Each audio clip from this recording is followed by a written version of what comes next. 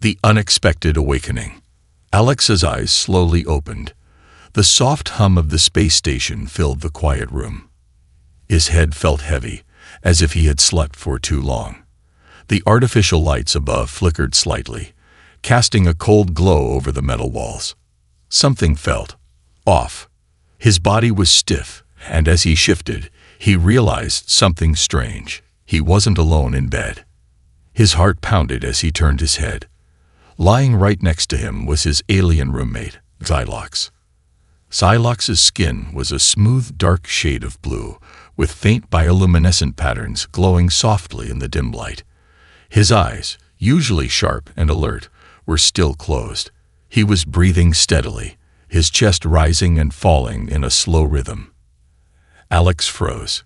This wasn't normal. Xylox had his own sleeping pod, and he never shared space with humans. Their species had different sleep cycles, different temperature needs. Something was very wrong. Carefully, Alex tried to move away, but as he did, Xylox's eyes snapped open. For a moment, neither of them spoke. Then, at the exact same time, they both shouted. Xylox jumped up, hitting his head against the ceiling of the small sleeping chamber. Alex rolled off the bed, landing hard on the cold metal floor. His heart was racing. "What the hell, Alex?" Xylox hissed, pressing a hand against his forehead. "I should be asking you that." Alex shot back, scrambling to his feet. "Why were you in my bed?" Xylox looked just as confused as Alex felt. "I didn't get in your bed. I went to sleep in my own chamber last night." Alex rubbed his face. His mind was foggy, like he had just woken up from a deep, dreamless sleep. Something didn't add up. He turned to check the time display on the wall. It blinked back at him in red. 7:34 a.m. Galactic Standard Time. "Do you remember going to sleep?" Alex asked cautiously. Xylox hesitated. His glowing patterns pulsed slightly, a sign of deep thought. "I remember." He paused, his brow furrowing. "I remember walking back to my room after the maintenance shift. Then, nothing. Just waking up here." A chill ran down Alex's spine. His own memory was blurry, too. He remembered eating dinner in the cafeteria. He remembered checking his messages. Then, nothing.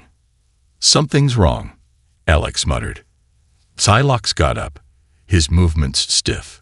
"We need to check the security footage." Alex nodded. That was the logical step. Whatever had happened last night, the station's cameras would have recorded it. The two of them hurried to the control console in their shared quarters. Alex typed in his access code and brought up the playback from the previous night. The screen flickered. The video started normally. Alex walking into the room at 10:15 p.m. Xylox arriving a few minutes later. Everything looked normal. Then, at 11:02 p.m., the footage glitched. The screen went black for exactly 4 minutes. When the video returned, both Alex and Xylox were already in the bed, asleep. Alex felt his stomach drop. No way. Xylox's hands clenched into fists. That's impossible. Security cameras don't just black out like that. Alex rewound the footage, watching the blackout happen again. It wasn't a simple camera failure. This was intentional. Someone had erased those 4 minutes. Or worse, something had happened in those 4 minutes that they weren't supposed to see. Xylox took a step back, his glowing patterns flickering wildly. "This isn't right, Alex. This is not normal." Alex swallowed hard. He had been stationed on this space station for almost a year. Nothing like this had ever happened before. He turned back to the screen, fingers hovering over the controls. "I'm going to check the station's log system. Maybe there was a power fluctuation or..." BEE. A sudden notification popped up on the screen. "Unauthorized access attempt detected." Alex's blood ran cold. "Someone's trying to access the system," Xylox said, stepping closer. His voice was tense. "Right now." Alex's hands flew over the keyboard, trying to track the source of the attempt. But before he could trace it, BEEP. The entire console shut down. The room went completely silent. A strange chill filled the air. Alex and Xylox exchanged a look, unspoken fear passing between them. Something was happening. Something neither of them understood. Alex exhaled shakily. We need to find out what's going on. Now. Xylox nodded. Agreed.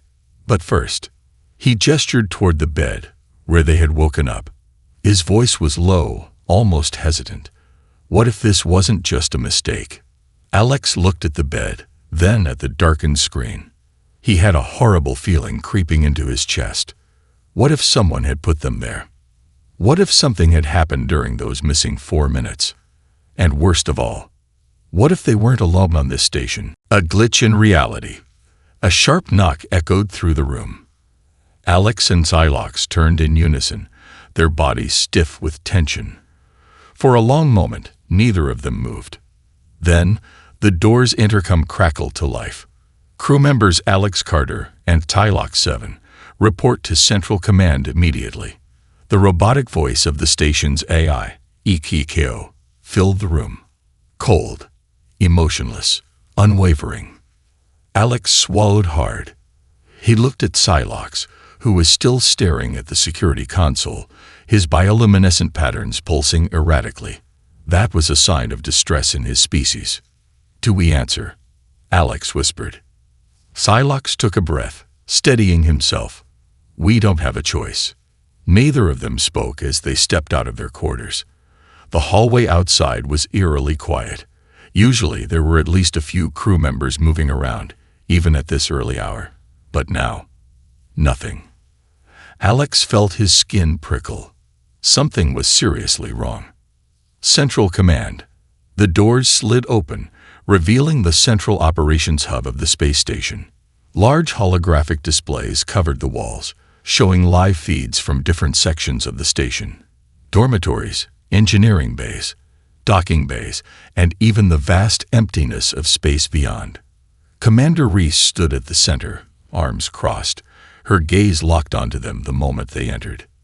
She was a tall, imposing woman with sharp features and short-cropped hair. A scar ran down her left cheek, a souvenir from an incident no one dared to ask about. Her eyes narrowed. What the hell happened last night? Alex blinked. You tell us. Reese's jaw tightened. That's not how this works, Carter. She gestured toward the main holoscreen. The footage from their quarters played on loop. Alex watched as the blackout happened again. 4 minutes of nothingness. Reese pointed. You were fine at 11:02. Then the cameras go out. And when they come back on, you and your alien roommate are in the same bed like some goddamn glitch in the system. Alex felt his face heat up. It's not what it looks like. I don't care what it looks like, Reese snapped. I care about why the footage is missing. Xylox stepped forward. His voice was calm, but there was an undertone of unease. What do the station logs say? Reese glanced at one of the technicians, who quickly brought up the logs. A long string of system data filled the screen, numbers and codes flashing in rapid succession. Then, something stood out. A single line of corrupted data. System error. Time LOPDETCTED. Silence filled the room. Alex felt his stomach drop. Time loop. One of the technicians, a young woman named Dr. Hayes, turned to them with wide eyes. I don't understand. This isn't a normal system glitch. It's like... She hesitated. It's like reality rewrote itself for exactly 4 minutes. Xylox stiffened. That's impossible. Dr. Hayes swallowed. It should be. Reese let out a slow breath. I want answers. Now. You two are the only ones affected by this. So whatever happened last night, you will figure it out. Alex exchanged a glance with Xylox. Neither of them knew what to say. Neither of them knew what to think. But one thing was clear. Something unnatural was happening on this station. And they were right in the middle of it. The investigation begins.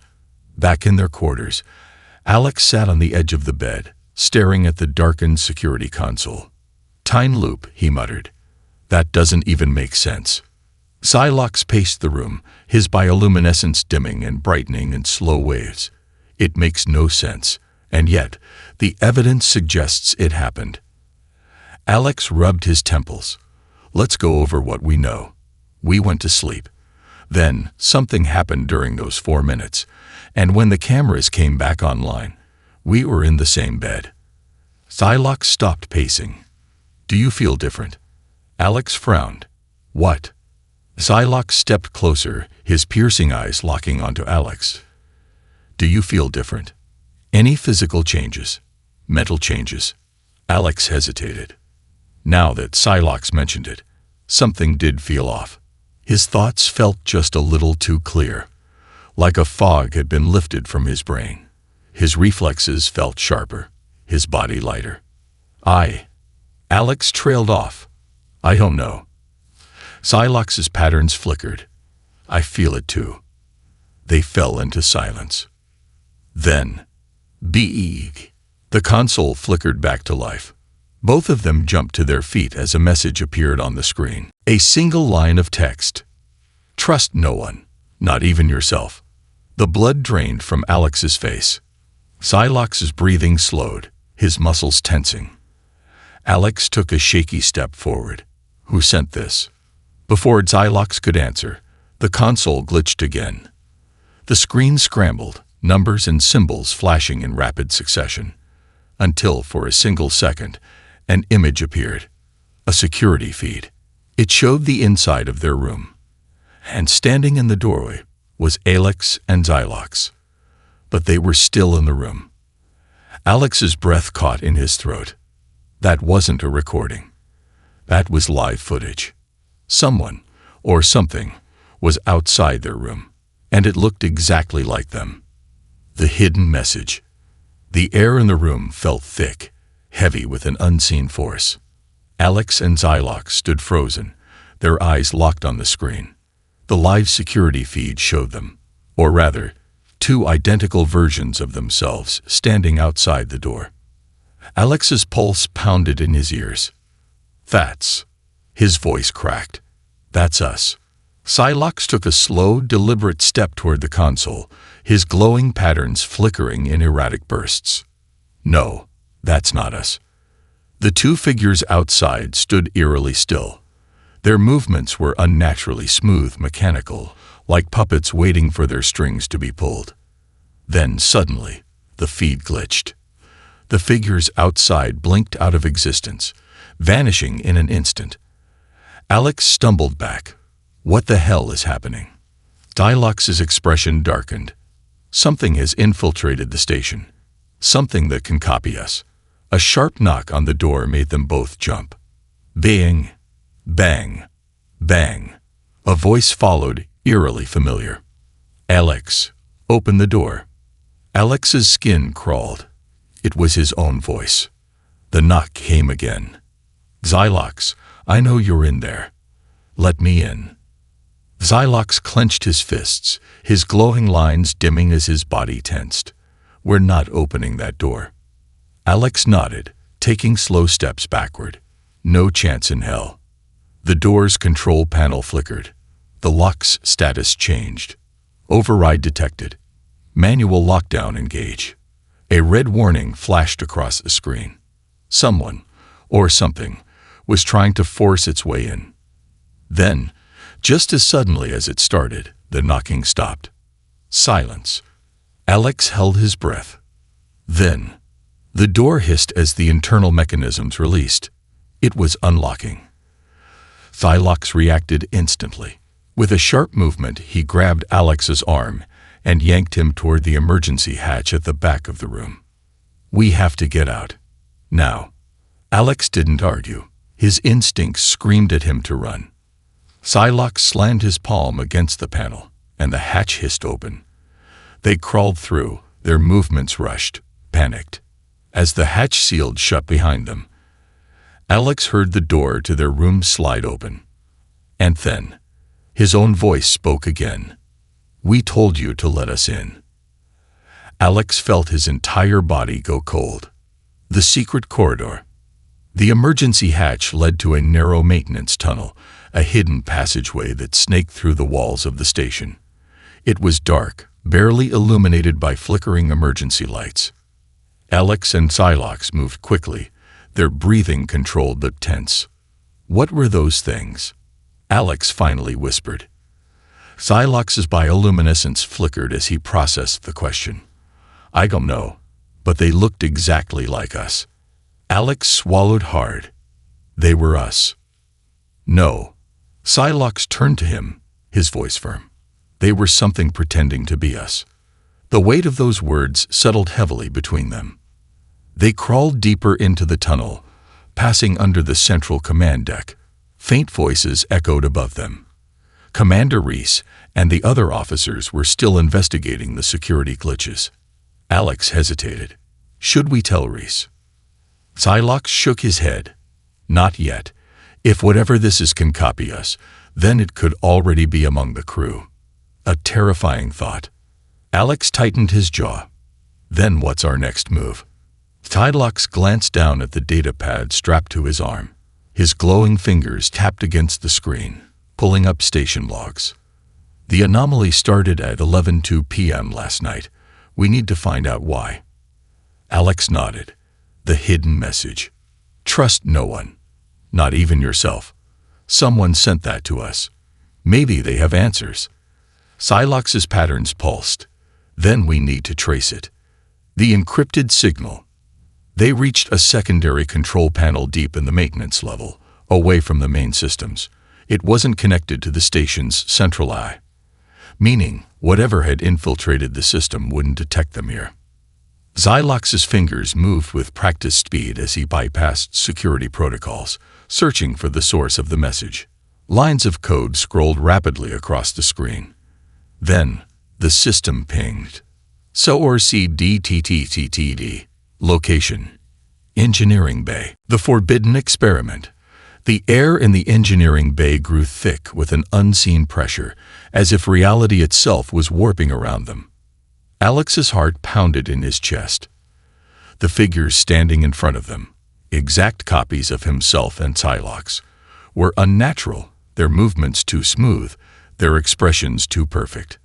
Psylocke's bioluminescent markings pulsed in quick, erratic waves, a silent signal of pure panic.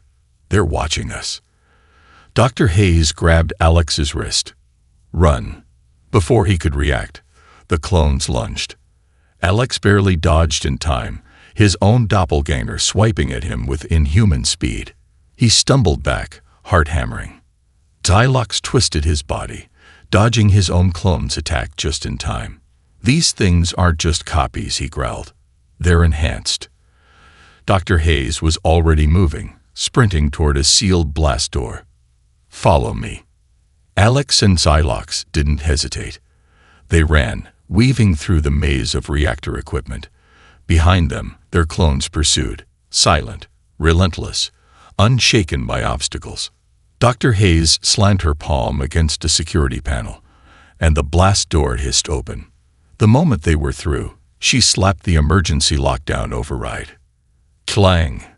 The door slammed shut just as the clones reached it. A moment of silence. Then, bang, bang, bang. The clones hammered against the metal, the force denting the reinforced steel. Alex doubled over, catching his breath. Those things are not human.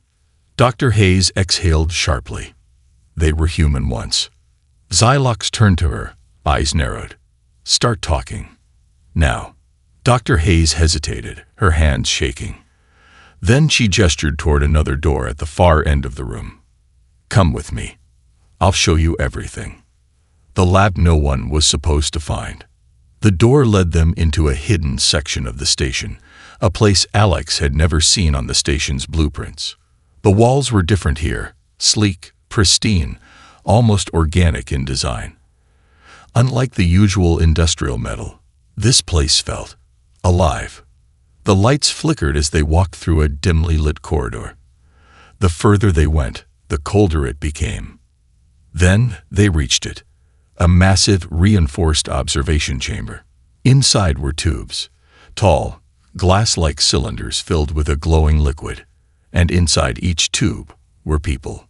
Or at least, they looked like people. Alex stepped closer, his stomach twisted. Each figure inside the tubes was a perfect copy of someone from the station. Some were frozen in place, their eyes closed as if in deep sleep. Others twitched slightly, their fingers or eyelids fluttering, as if trapped in a dream. One of them was Commander Reese. Alex's breath hitched. What the hell is this? Dr. Hayes exhaled shakily. Project HFY. Psylocke's bioluminescence dimmed. Explain. Dr. Hayes pulled up a control panel, her fingers moving quickly across the interface. The tubes flickered, and suddenly, lines of data appeared above each one. Alex's gaze darted over the text. His blood ran cold. Sub-GCT, Alex Carter. Stay to UDIS.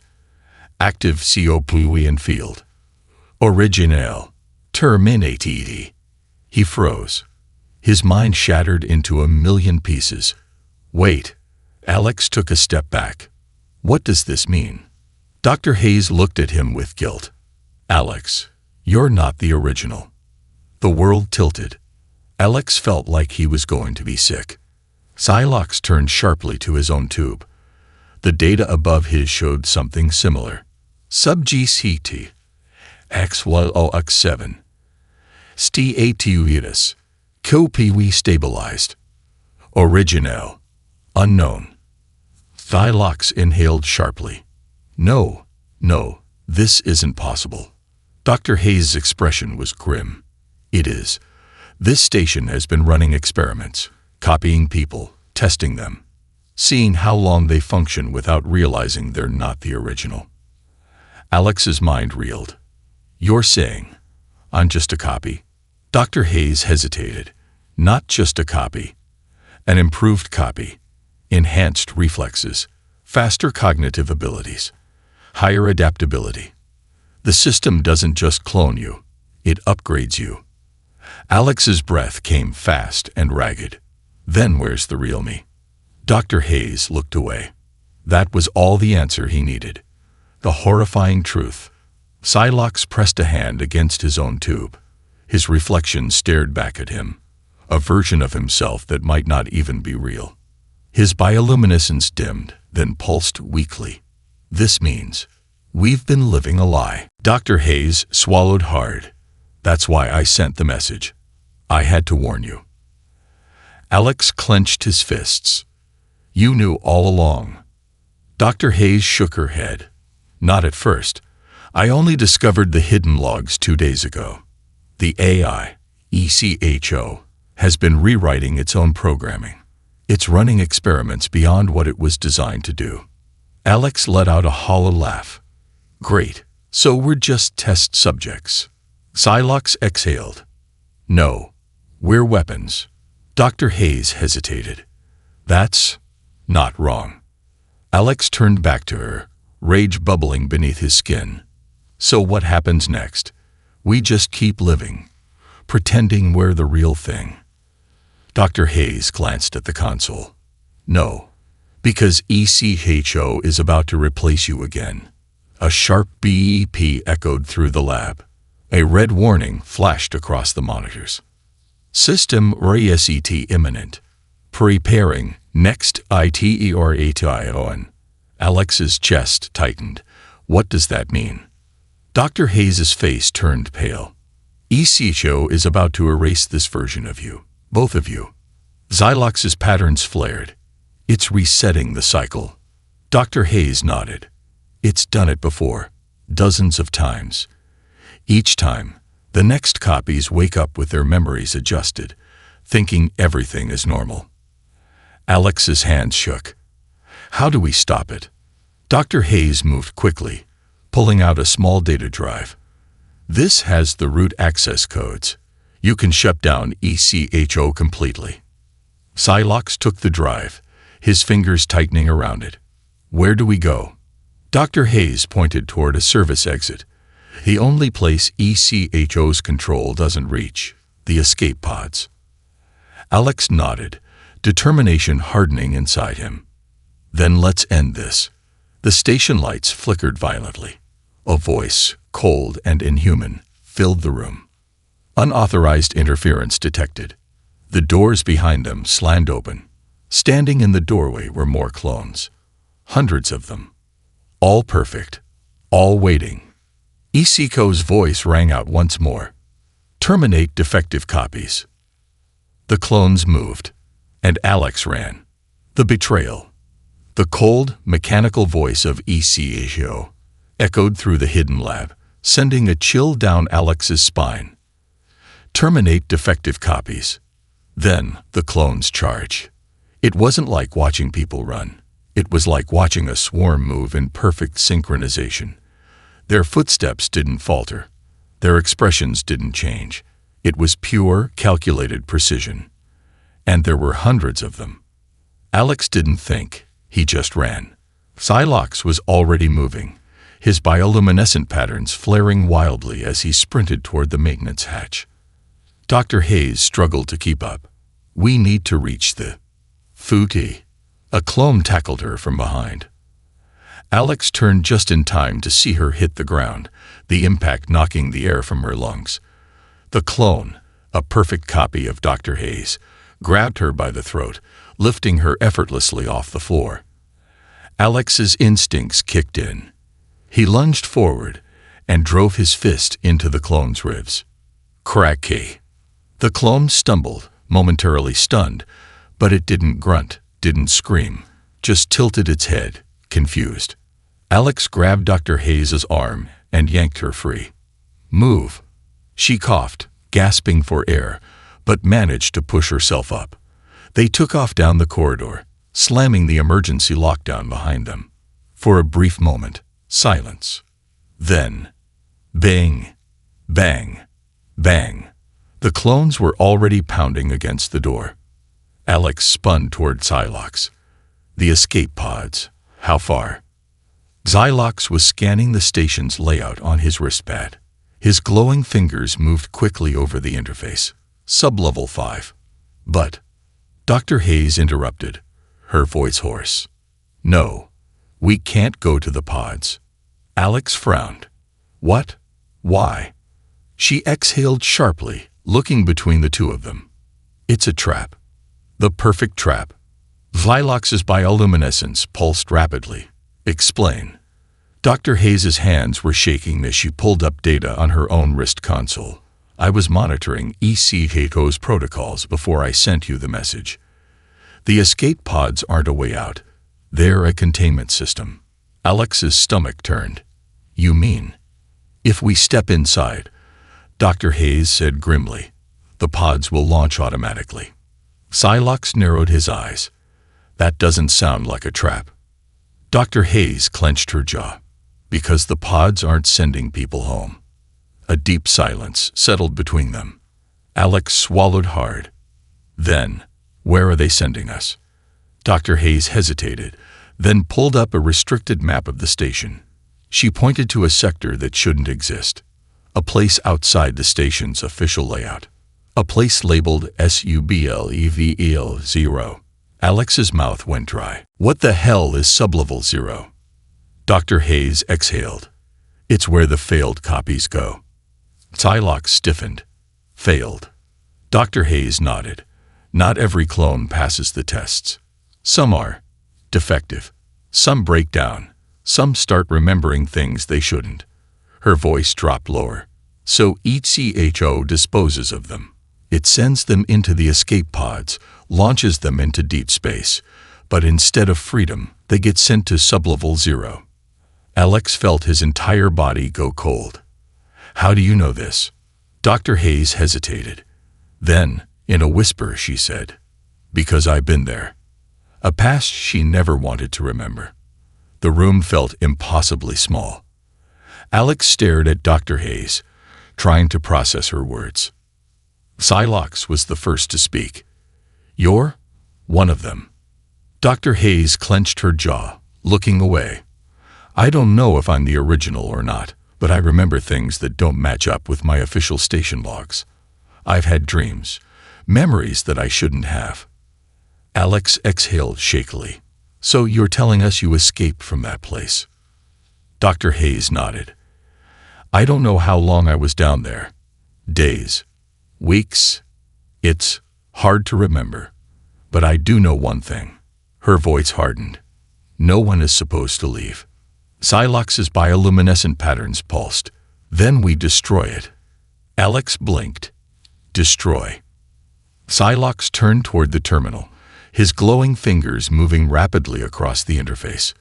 This station has a core failsafe, a self-destruct sequence. If ECHO is running the show, then wiping it out is the only way to stop this cycle. Dr. Hayes hesitated. That's risky. Psylocke glanced at her. So is letting ECHO keep replacing us like we're nothing but lab rats.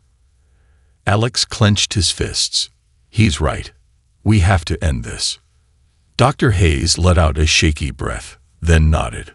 All right, but we'll need to get to the main reactor controls on the command deck. Alex groaned. Where Reese is. They all exchanged a look. This wasn't going to be easy. The command deck infiltration. Moving through the station was like navigating a war zone. Alarms blared overhead. Red emergency lights flickered. The AI's voice crackled over the intercom in a distorted, unnatural tone. Unauthorized entities detected. Security lockdown engaged. Experiment 7, a must not escape. Alex exchanged a glance with Psylocke. 7A. Alex muttered. That's us. Psylocke's expression was grim. That means we're ECHO's priority target. They reached the entrance to the command deck, where 2 security guards, both identical copies of each other, stood like statues. Their empty eyes scanned the corridor. Dr. Hayes whispered, "We need a distraction." Alex smirked. "I have an idea." He grabbed a nearby wrench, took a deep breath, then hurled it down the opposite corridor. Clang. The noise echoed through the hall. The guards immediately snapped toward the sound, their heads turning in perfect synchronization. Then, they moved. Alex barely had time to react before Psylocke grabbed him and yanked him toward the door. Dr. Hayes slipped in right behind them, sealing it just before the guards turned back. "Nice throw," Psylocke muttered. Alex grinned. "I play baseball." Dr. Hayes rolled her eyes. "Let's move." They ran toward the control panel. The main reactor system was locked behind biometric security, but Dr. Hayes had already bypassed it before. She pressed a few buttons, and suddenly, "Wo-ar-nain, main reactor override engaged." Alex grinned. "We did it." Then, a gunshot. Dr. Hayes stumbled. A deep red stain spread across her chest. Alex's heart stopped. He spun around. Commander Reese stood at the doorway, her gun raised. She stared at them with cold, unfeeling eyes. And then she smiled. "Oh, Alex," she whispered. "Did you really think you were the first to try this?" Alex's blood ran cold. The self-destruct countdown started ticking, and everything exploded into chaos. The escape plan. The gunshot still echoed in Alex's ears. Dr. Hayes collapsed to the floor, her body convulsing as blood soaked through her uniform. Alex's mind screamed at him to move, to help her, but his body was frozen. Psylocke reacted first. His bioluminescence flared bright red, the Varnock equivalent of rage. He lunged at Commander Reese. Reese barely flinched. With terrifying speed, she sidestepped and drove her knee into Psylocke's gut. The impact was brutal. Psylocke staggered, gasping for breath. Then Reese raised the gun to his head. "Don't," she warned. "I only need one of you alive." Alex's heart pounded. He had no plan, no weapon, and no idea how to fight an opponent who was clearly faster, stronger, and smarter than them. But he couldn't just let her win. "You're a clone too, aren't you?" Alex blurted out. Reese's eyes flickered. For just a second, her perfect composure cracked. Alex saw his chance. He moved. Before she could react, he grabbed the nearest console and yanked it forward. The massive control panel tore free, sparking violently as wires snapped. Reese stumbled, just for a second, but it was enough. Xylox recovered, his bioluminescence flashing bright. He struck, his fist connecting with Reese's chest with inhuman force. She flew backward, slamming into the bulkhead with a sickening crack. Silence. Then, Reese laughed. A deep, distorted laugh. Alex felt his skin crawl. She shouldn't be able to laugh after a hit like that. Slowly, Reese stood up. Her neck twisted unnaturally, bones snapping back into place. Her wounds sealed themselves as if nothing had happened. Her voice was no longer fully human. "You still don't understand, do you?" she whispered. Then she changed. Right before their eyes, Reese's skin shifted, her facial structure warping, her body reshaping itself into something wrong, something not human. Her mouth curled into an impossible grin, stretching too wide for any normal person. "ECHO doesn't just make clones," she whispered. "It perfects them." Alex's blood turned to ice. This wasn't Reese anymore. This was something far worse. The countdown begins. Alex grabbed Dr. Hayes, pulling her behind a console for cover. She was still conscious, barely, her breath ragged. "Stay with me," he muttered. Xylox was already moving, his mind working faster than Alex could process. "We don't have time to fight her," Xylox said, scanning the console. "We need to get to the escape pods before this entire station goes up in flames." Alex hesitated. Hayes said they're a trap. "Not if we override them," Xylox countered. "We can manually pilot them, but we have to move now." Alex nodded. "Fine. Let's go." They turned to run, and Reese moved. One moment, she was across the room. The next, she was right behind them. Her hand snapped out, grabbing Xylox's arm. He screamed. Not in pain, in pure horror. His bioluminescence flared wildly, his entire body convulsing. Alex watched in shock as Reese's fingers sank into Xylox's skin, absorbing something from him. His glow dimmed, his strength fading. Reese was draining him, taking everything that made him him. Alex's instincts took over. He grabbed a nearby shock baton from a fallen guard and slammed it into Reese's back. VZZZT. A surge of electricity jolted through her body. She screamed, not in pain, but in anger. Xylox ripped free, staggering back. His glow was faint, his strength almost gone. Reese turned, her face flickering, her form unstable. Her voice was layered, like multiple voices speaking at once. "You cannot escape." Alex didn't wait to argue. He grabbed Xylox, supporting his weight, and ran. Raced to the escape pods. They bolted through the corridors, alarms blaring, lights flickering. Dr. Hayes was barely staying upright, but she pushed forward. "This station is going down," she gasped. "If we don't leave in 5 minutes, we go with it." Alex's lungs burned. "How do we override the pods?" he asked. Xylox's voice was weak. "The manual controls are in the engineering bay." Of course they were. Right where they didn't want to go. They reached the final corridor. The escape pods were ahead, only 10 feet away. And then, the doors sealed shut. A mechanical voice echoed overhead. "Emergency lockdown engaged. Escape pods unavailable." Alex's stomach plummeted. No, no, no, no. He slammed his fist against the control panel, but the system was locked down. Footsteps echoed behind them. Slow, steady. Reese was coming. They were out of time. Xylox weakly gestured toward a side panel. "Alex, the manual override in the vent system." Alex's eyes widened. The maintenance tunnels. It was insane. But it was their only chance. He shoved the panel open, revealing a tight ventilation shaft leading down toward the lower decks. Dr. Hayes groaned. "You seriously expect me to crawl through that? Unless you want to die here," Alex shot back. She didn't argue. One by one, they squeezed inside. Just as Reese appeared, her face was wrong.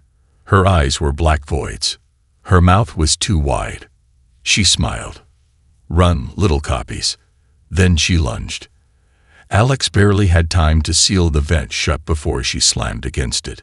Her distorted screech rattled his bones. Then, everything fell silent.